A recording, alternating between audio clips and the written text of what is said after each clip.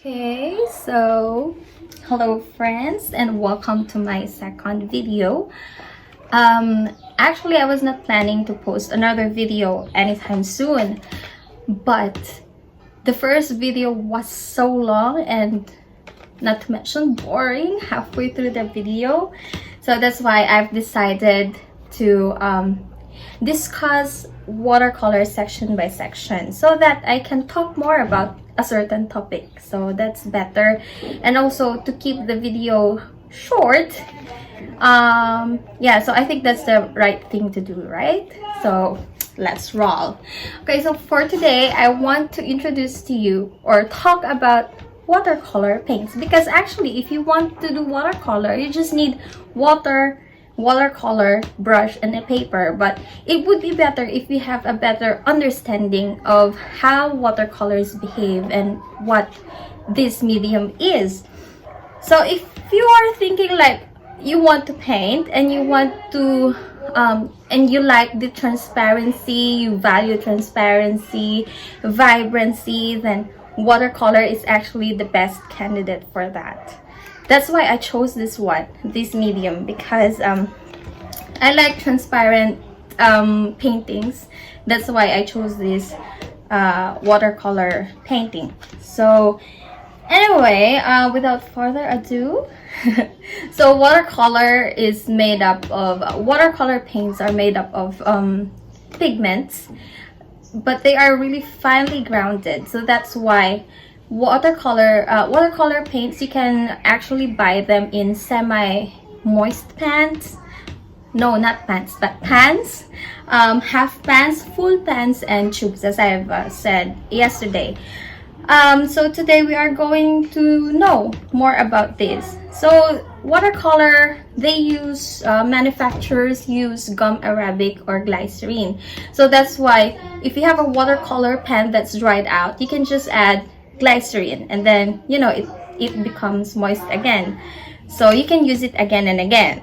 And as I've said, you can purchase watercolor in different forms. Like for example, we call them cakes, not chocolate cake, but cakes in pans.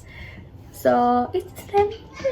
Okay, so yeah, so you can buy them in tubes and also in pans, in half pans or full pans if you prefer, but I suggest you buy half pans muna because you want to test out the watercolor, right? So pros and cons. For example, and let me give you an example. So if you have a tube of watercolor, this is by Daniel Smith, and I have a couple of them. I also have a set of Daniel Smith half pans. So in this case, the pro of the watercolor tube is actually you can save more money with the tubes, actually, because this tube, I think this costs like 300 pesos ish, because most Daniel Smith tubes would cost like 200 to 500 pesos for the 5 ml. So if this one, this actually costs maybe around 300, so you can fill 2.5 pans of this. So 2 half pans and another half of half pan. Tama ba yun? Basta, so you can use this, you can really squeeze the life out of this tube. And the pro is, when you have the tube, this is actually recommended for if you paint larger paints. If you want to do larger paintings, then most people would recommend that you get them in a tube form. So yeah. And so for Daniel Smith, they have 5 ml and 15 ml tubes, and for the Sennelier, they have the 10 ml tubes. Okay, all right. Okay, so another one, if you buy in tubes, actually there are also sets. Like for example, the Daniel Smith, they have like the primary set. In the set there's 6 tubes of primary colors, so that's your starting palette. So it's actually a good investment if you buy good quality paints, and if you want to buy in tubes. So for example, I got this set as a prize. This is also from Daniel Smith All That Shimmer set. Honestly, I haven't used this one because these are just shimmery paints. So you just use this for glazing. I think this is really nice if you put in the feathers of the birds to catch the light. So, and I have not painted birds. I have not done animals yet because it's very challenging. I mean, I don't know how to draw, so that's why I still have to develop my drawing skills before I paint animals, so that they would look like animals and not abstract painting, diba? So, okay, let's go to half pans. I'm gonna show you a half pan. Okay, so I got this one from a seller. In my succeeding videos, I will also mention where to buy paints. Kasi I've exhausted a lot of articles or blogs before I invested in this hobby. So let me just summarize them for you so you don't have to search. Okay, so this is what we call half pans. Okay, I'm gonna show you an actual half pan, alright? This is a half pan. See?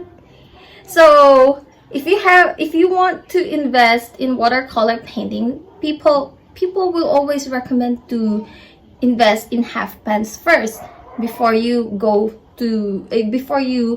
opt for tubes. So half pans, it's really small, but actually you don't need a lot to paint.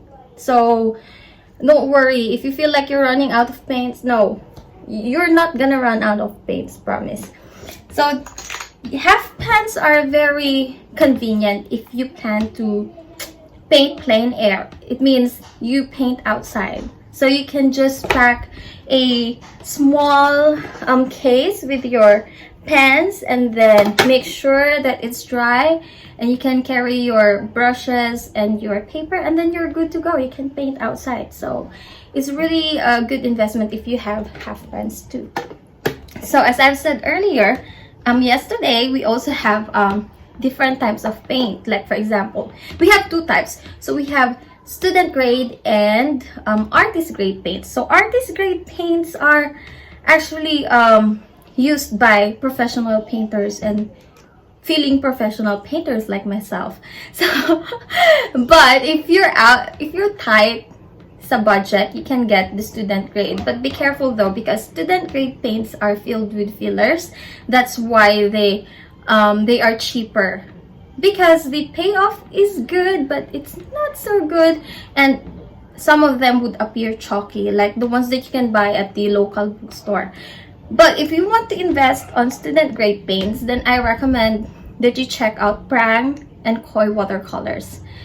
So I've never tried them. It's very it's not good for me to buy all of these paints, since this is not a review channel. So I will not be reviewing different kinds of paints, because I don't know how to dispose them if I buy and then I will not like them. So what's gonna happen?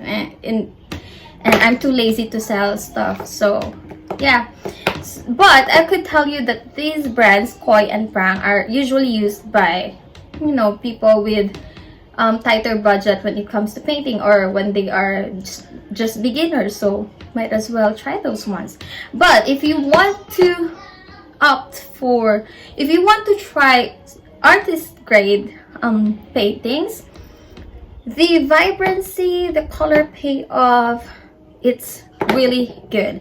So that's why I decided to invest in limited palette with artist grade paints than to buy a set of 50-60 colors of student grade set. So you would be happier if you have the limited set. So in this video, I'm going to show you one of the brands that I use. And also, if you want to buy paints, it's better that you know how to read labels. Okay, so I'm gonna teach you how. Okay, so let's take this for an example. Phthalo blue. Phthalo blue is a cool blue. Okay, all right, so let me show you. So how to read labels. All right, so this is how you do it.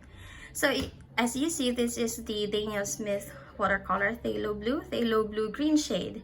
So it's biased.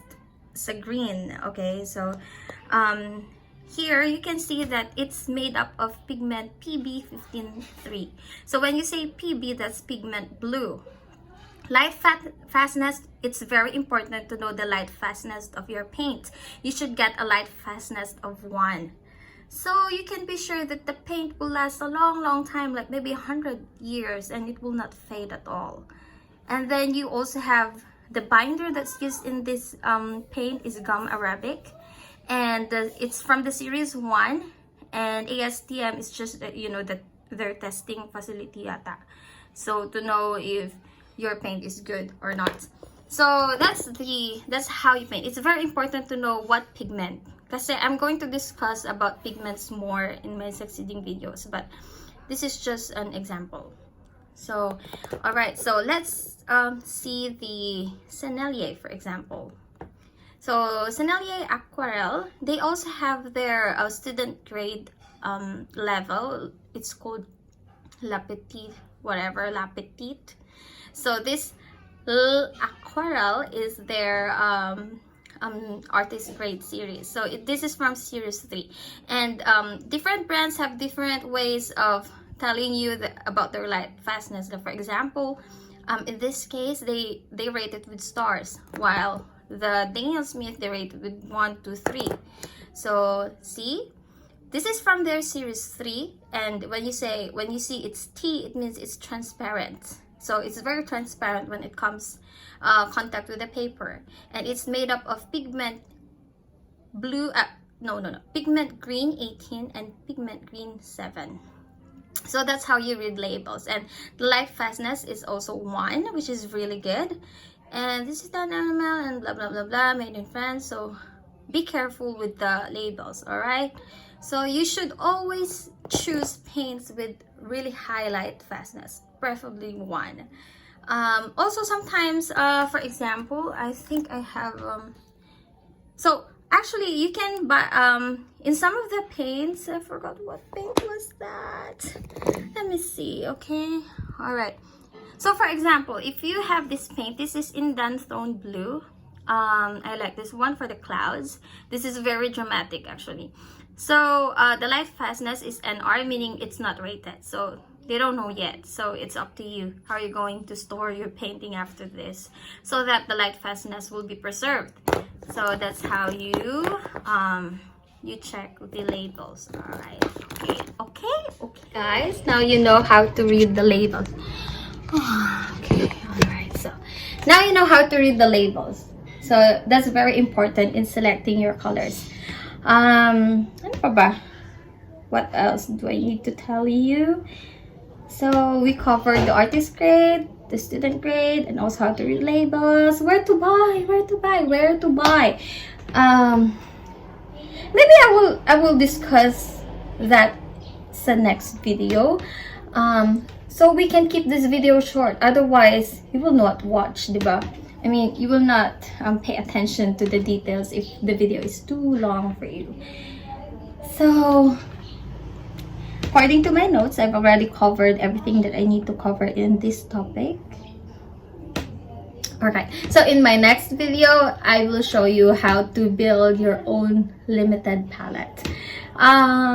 Okay, word of caution, if you're a beginner like me, do not buy, do not buy sets that has 50 colors or more. It's very important, as I've said, color wheel, guys, color wheel. It's very important to know your color wheel when you are actually building your limited palette. So before all beginners, I think it's very advantageous if you know the color wheel. Actually, if you're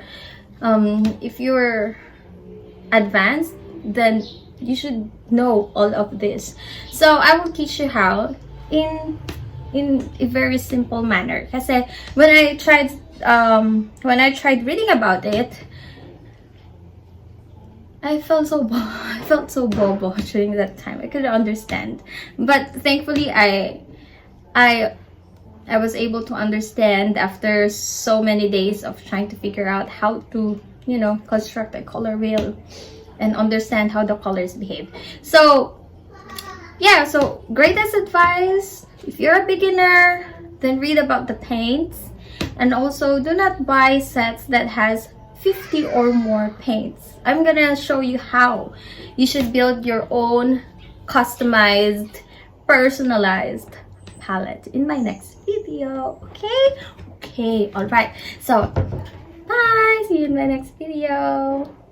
Guys, again, all right, so I forgot to discuss one thing. Okay, so as I've said, there are many brands of paints, especially the artist grade. You have 7A, you have Schmincke, you have Daniel Smith, you have Core, Mijello, M. Graham. So all of these have binders. Okay, so for example, okay, let me show you an example. So for the Daniel Smith, I like this one. If I want to travel, if I am to travel, I would bring this one. If there's a palette that I would choose, I would bring the Daniel Smith. Because why? Alright, so because Daniel Smith they stay moist, but they're hard. So they will not bleed out. Or they will not, you know, make kalat here, and you know, your paints will be contaminated with other paints. But this is a good brand. Actually, this is one my favorite. This is my favorite brand. Okay, all right. So if you see, I have a Senley. Unfortunately, I think Senley have honey as their. I know. Okay, so M. Graham, which I don't have, they use honey, so that's why you cannot bring M. Grahams and put them in half pans because they stay really moist and wet. So if you bring them, then good luck. You know, you won't be able to paint with them. So but for the Senley, as you see, these are dried, okay, but these are really moist. They're a lot more moist than Daniel Smith. So for example, I'm gonna show you in Danfrin blue. Okay, I have not used this blue, but it's still wet. So I'd be really cautious if you plan to invest on Senley. I think this is more of, you know, you can use in your studio. But if you really want a Senley brand, I think it's better to buy them in half pans, because I don't know what's the difference in the binder that they use, but the half pans are actually good. They don't bleed out, they don't stay really wet, whereas the tube forms that I actually hand poured in these pans, they're wet, so they never stay dry. See, yeah, so that's all.